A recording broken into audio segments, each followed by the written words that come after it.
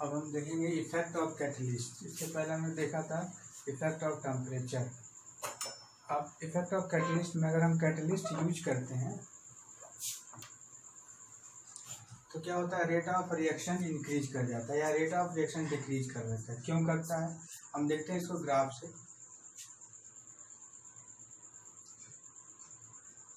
जैसे मान लीजिए कि ये हमारा रिएक्टेंट है और ये प्रोडक्ट में कन्वर्ट हो रहा है पी में, और ये हमारा क्या है, एक्टिवेशन एनर्जी है।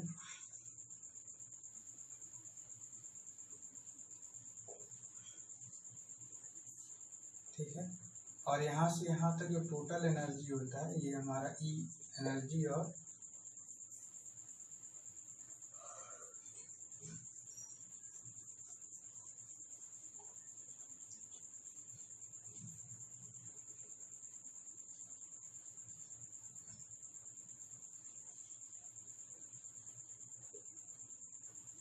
कोऑर्डिनेट, रिएक्टेंट कोऑर्डिनेट है और ये हमारा एनर्जी है। तो ये जो टोटल एनर्जी होता है इसको हम क्या बोलते हैं, ये हमारी एनर्जी जो होती है इसको हम बोलते हैं थ्रेशोल्ड एनर्जी। थ्रेशोल्ड एनर्जी, ठीक है। तो ये मिनिमम एनर्जी रिक्वायर्ड, जो मिनिमम एनर्जी होती है रिएक्शन के लिए, इतनी एनर्जी हमें चाहिए तभी रिएक्शन होगा, यानी कि रिएक्टेंट हमारा प्रोडक्ट में कन्वर्ट होगा। तो उसी को हम क्या बोलते हैं, threshold energy. What is threshold energy? Threshold energy are those energy which reaction is occur, यानी it is a minimum energy which reaction is occur. ठीक है, उसी को हम क्या बोलते हैं, थ्रेशोल्ड एनर्जी बोलते हैं। तो ये हमारा हो गया एक्टिवेशन एनर्जी, और टोटल जो एनर्जी हो जाएगा ये हो जाएगा हमारा थ्रेशोल्ड एनर्जी। और यहाँ पे इस एनर्जी पे जब हमारा रिएक्टेंट पहुंच जाता है तो क्या होता है, एक्टिवेट हो जाता है, यानी एक्टिवेटेड मॉलिक्यूल हो जाता है। ठीक है, तो ये तो हमारा कब था, ये हमारा था जब हम विदाउट कैटलिस्ट, हमने कोई भी कैटलिस्ट नहीं लिया।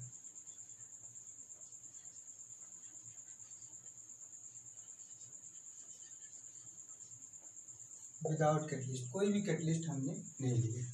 ठीक, अब हम देखते हैं रिएक्शन, यही सेम रिएक्शन जो हमारा ये रिएक्शन हो रहा है आर से पी में जो कन्वर्ट हो रहा है, यही रिएक्शन अगर हम देखते हैं कब, on the presence of catalyst. अगर कैटलिस्ट प्रेजेंस है तब क्या होता है, तो जब कैटलिस्ट प्रेजेंट होता है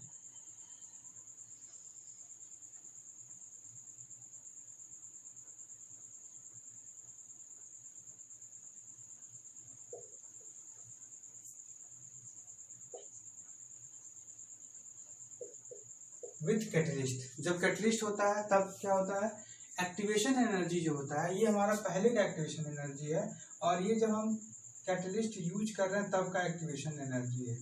ठीक है, तो एक्टिवेशन एनर्जी क्या हो जाता है, डिक्रीज हो जाता है। यानी अगर हम इसको क्या मानते हैं, E1 और E2 मान लेते हैं इसको, तो यहाँ पे एक्टिवेशन एनर्जी अगर हम देखें तो E1 ग्रेटर है किससे, E2 से। It means when catalyst use the activation energy of the reaction is decrease. क्या होता है, activation energy of the reaction decrease हो जाता है, जिसकी वजह से क्या होते हैं, नंबर ऑफ मॉलिक्यूल ज्यादा से ज्यादा हमारा रिएक्टेंट से किस में जाते हैं, प्रोडक्ट में कन्वर्ट हो जाते हैं। ठीक है, यहाँ पे हम लिखेंगे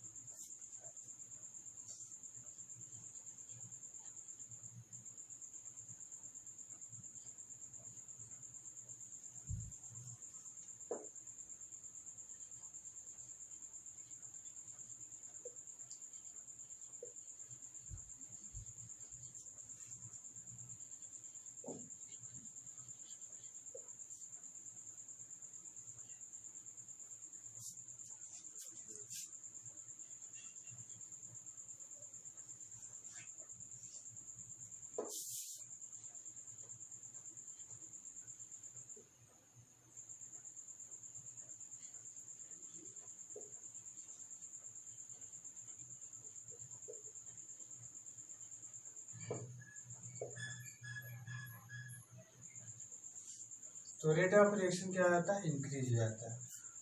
when catalyst is used then activation energy decrease so that the rate of reaction increase। तो रेट ऑफ रिएक्शन क्या होता है, इंक्रीज हो जाता है, यानी जब हम कैटलिस्ट यूज करते हैं तो रेट ऑफ रिएक्शन इंक्रीज कर जाता है।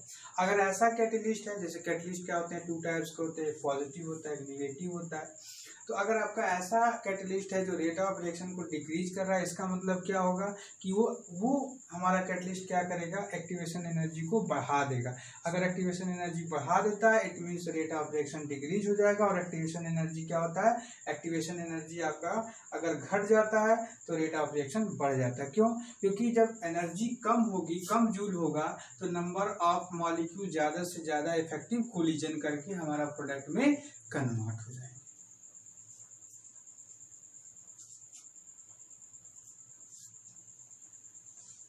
अब हम देखते हैं collision theory of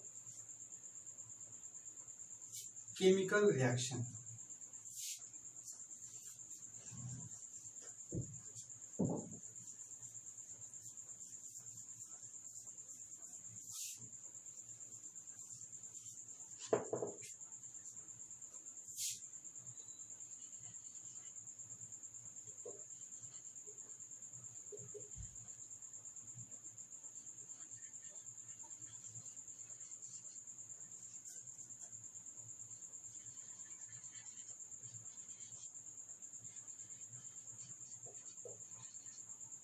collision theory of chemical reaction. Collision theory में क्या होता है कि जैसे मान लीजिए हमारे ये कंटेनर है, इसमें रिएक्टेंट मॉलिक्यूल है, तो ये रिएक्टेंट मॉलिक्यूल आपस में क्या करेंगे, आपस में कोलाइड करेंगे। ठीक है, तो जो कोलिजन होगा उसके द्वारा क्या होगा, इफेक्टिव कोलिजन। इफेक्टिव कोलिजन क्या होता है, effective collision are those collision which molecule which reactant molecule converted into product. यानी कि क्या होते हैं कि जो भी मॉलिक्यूल इफेक्टिव कोलिजन में आ जाते हैं वही मॉलिक्यूल प्रोडक्ट में कन्वर्ट होते हैं। ठीक है, तो इसमें क्या होता है, इफेक्टिव कोलिजन में ये कहा गया, जैसे मान लीजिए हमने कोई रिएक्टेंट लिया आर और प्रोडक्ट में कन्वर्ट हुआ, तो ये रिएक्टेंट मॉलिक्यूल के, इस रिएक्टेंट में बहुत सारे मॉलिक्यूल होंगे, वही मॉलिक्यूल इफेक्टिव कोलिजन करेंगे और इफेक्टिव कोलिजन करके प्रोडक्ट में कन्वर्ट होंगे। तो उन्होंने बताया कि rate of reaction directly proportional होता है, किसके, डायरेक्टली प्रोपोर्शनल होता है ई पे power minus E A upon R T. और ये किसने बताया था, ये आर्हेनियस ने बताया था। किसने बताया था, ये आर्हेनियस ने बताया था।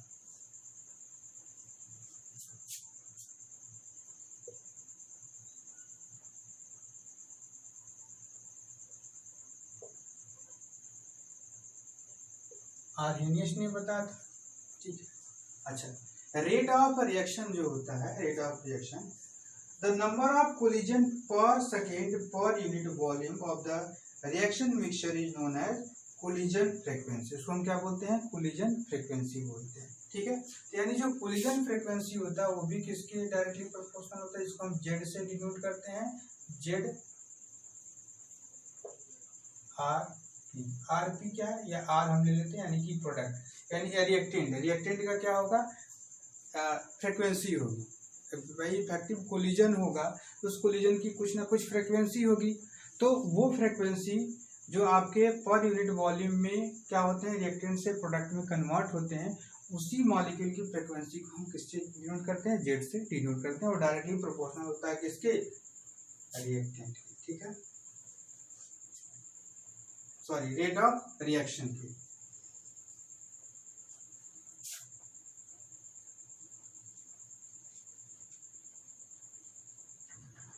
The number of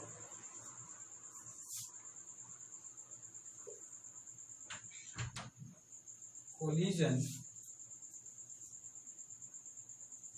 the number of collision per second per unit volume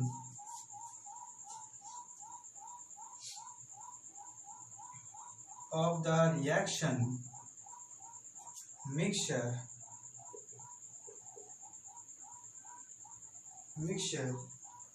is known as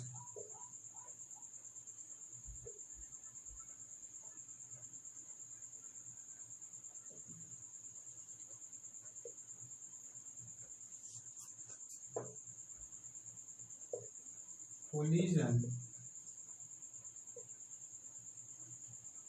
frequency, collision frequency, number of collision per second per unit volume, यानी कि जो हमने रिएक्टेंट लिया है उस रिएक्टेंट में जो हमारा नंबर ऑफ कोलिजन है, बहुत सारे मॉलिक्यूल हैं, तो सारे के सारे क्या करेंगे, पर यूनिट में कोलिजन करेंगे एक दूसरे से, तो और पर यूनिट वॉल्यूम में, तो पर यूनिट वॉल्यूम में पर सेकंड जितने कोलिजन होंगे उसी को हम क्या बोलेंगे, इसी को बोलेंगे कोलिजन फ्रीक्वेंसी, उसी को हम क्या बोलते हैं, collision frequency.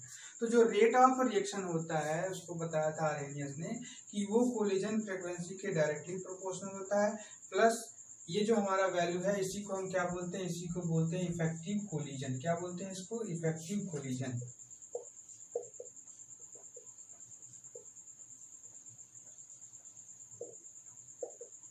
Effective collision fraction,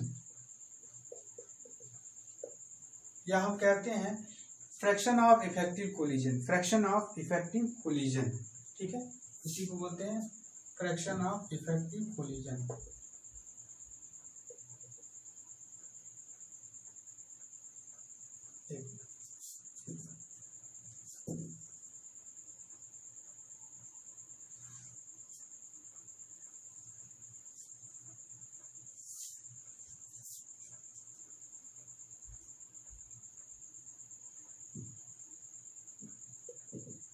fraction of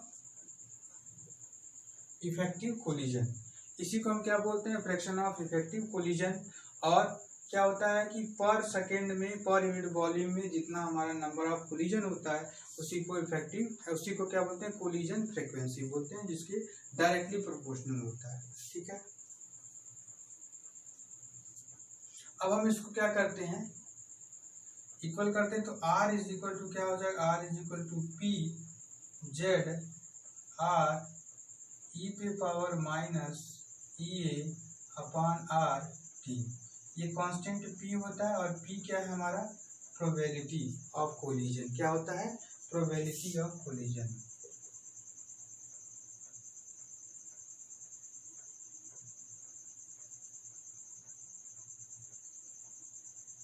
probability of collision.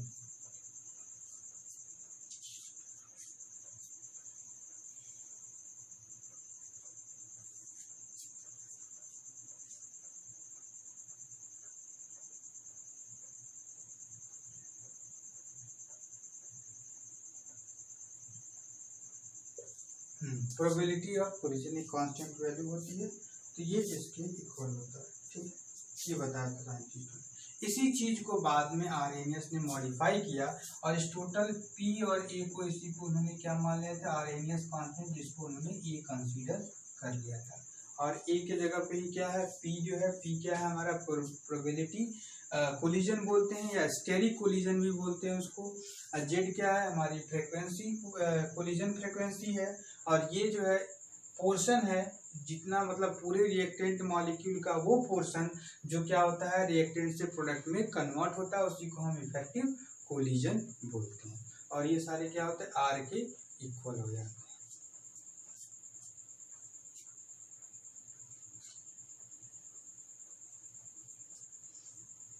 अब कोलिजन थियरी में क्या हुआ कि जितने भी हम ये कहते हैं कि भाई इतना ही पोर्शन क्यों रिएक्टेंट से प्रोडक्ट में कन्वर्ट हुआ, क्यों इतना ही कन्वर्ट हुआ, इसके बारे में हम जानते हैं कि इसमें क्या होता है, प्रॉपर और इम्प्रॉपर ओरिएंटेशन होता है। क्या होता है, प्रॉपर और इम्प्रॉपर ओरिएंटेशन। हम देखते हैं कि कैसे प्रॉपर और इम्प्रॉपर ओरिएंटेशन होते हैं।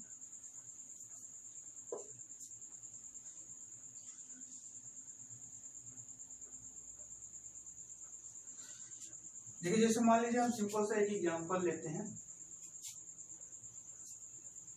ये C H H H B R है, इसका रिएक्शन कराना है OH माइनस, ठीक है। तो ये रिएक्ट टू टाइप से करेगा। एक तो ये यहाँ पे H C H H, ये बी, ये हो जाएगा आपका माइनस, ये हो जाएगा प्लस, और प्लस OH माइनस। तो ये हो कि ये यहाँ से क्या करे, यहाँ से ब्रेक करे और यहाँ पे अटैक करे, ठीक, एक तो आपका हो जाएगा CH H और यहाँ पे हो जाएगा क्रोमियम और OH माइनस यहाँ ले लेते हैं, ये आपका इधर हो जाएगा माइनस, ये हो जाएगा प्लस, ये अटैक करेगा यहाँ पे, ठीक है। तो जब देखिए यहाँ पे क्या होता है, इम्प्रॉपर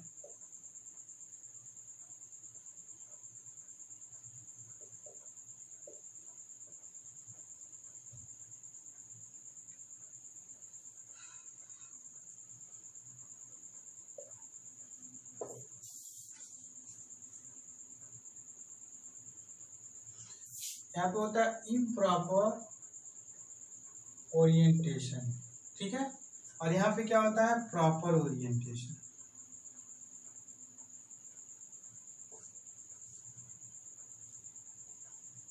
ठीक है, तो इसमें क्या होगा, देखो जैसे ये हमारा निगेटिव है, ये भी निगेटिव है, इनके बीच में क्या होगा, रिपल्सन होगा, ठीक है, इनके बीच अट्रैक्शन होगा लेकिन इनके बीच रिपल्सन होगा। रिपल्सन की वजह से क्या होगा कि ये इजीली ब्रेक नहीं करेगा और ये यहाँ पे इजीली अटैच नहीं होगा, तो यहाँ पे प्रोडक्ट का फॉर्मेशन क्या होगा, नो प्रोडक्ट, नो प्रोडक्ट, कोई प्रोडक्ट यहाँ नहीं बनेगा। यानी कि इस रिएक्शन में सिंपल सी हम बात करें, इस रिएक्शन में नो प्रोडक्ट फॉर्मेशन, ठीक है। लेकिन अगर इस केस में हम बात करें तो यहाँ पे क्या होगा, कोई स्टेरिक हिंडेन नहीं है, ये यहाँ से ब्रेक होगा और यहाँ पे जाके अटैच हो जाएगा, यानी कि ये प्रॉपर ओरिएंटेशन है और यहाँ पे हमारा प्रोडक्ट का फॉर्मेशन होगा। यहाँ पे क्या हो जाएगा, यहाँ पे प्रोडक्ट का फॉर्मेशन होगा, यहाँ प्रोडक्ट बनेगा। तो यही है कि हमारे मॉलिक्यूल जो होते हैं, इनके भी बहुत सारे मॉलिक्यूल होंगे, इनके भी बहुत सारे मॉलिक्यूल होंगे, आपस में ये कोलिजन करेंगे, कोलिजन होगा तो भाई कुछ मॉलिक्यूल इधर से भी रिएक्ट करेगा, कुछ मॉलिक्यूल इधर से भी रिएक्ट करेगा, कुछ मॉलिक्यूल इधर से रिएक्ट करेगा, तो इस तरह से इनके कोलिजन होंगे। तो जो प्रॉपर ओरिएंटेशन में आते हैं, जो प्रॉपर ओरिएंटेशन में आते हैं वही इफेक्टिव कोलिजन में जाते हैं और वही प्रोडक्ट का फॉर्मेशन करते हैं। जबकि यहाँ पे क्या है, जब आपका इम्प्रॉपर ओरिएंटेशन होगा यानी पीछे से ओरिएंटेशन होगा तो इसमें हमारा क्या होगा, इम्प्रॉपर होगा, इसमें कोई प्रोडक्ट का फॉर्मेशन नहीं होगा।